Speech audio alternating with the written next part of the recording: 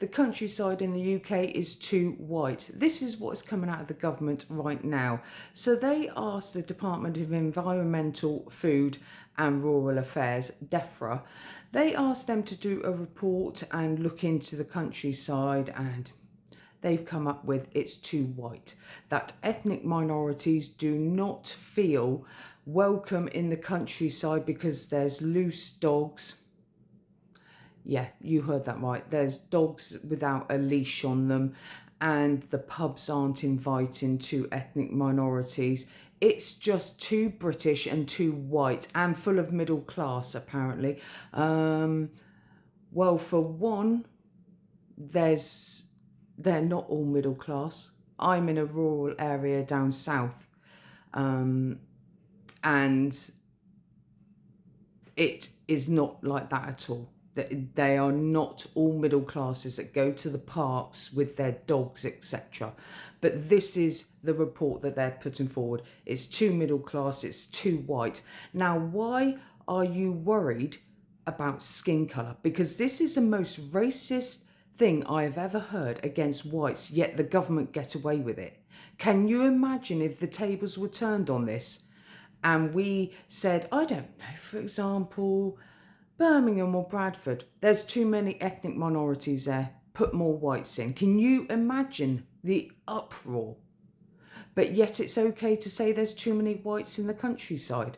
I do not get this at all. How is this not blatant racism against whites?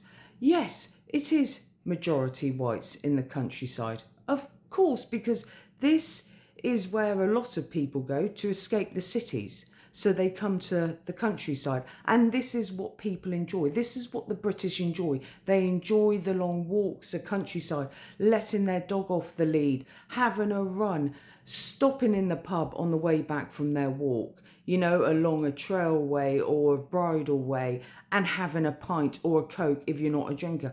You know, that is British life.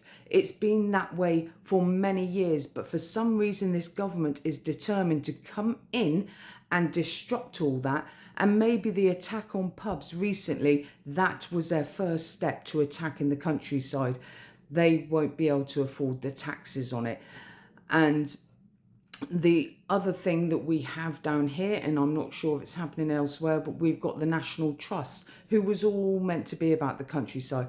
They have absolutely costed themselves out. Their prices are sky high. Now they're talking about selling off buildings because they can't afford this. Again, this is an attack on the countryside and what people enjoy. This is British. This is what being British is.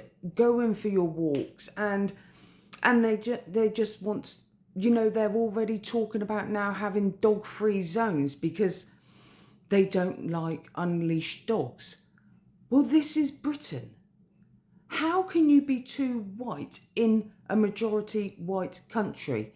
And this is all for the sake of looking good because they want to be classed as the world's #1 for multicultural. And by forcing it into the countryside is not going to work. You cannot force something. This isn't how the world works.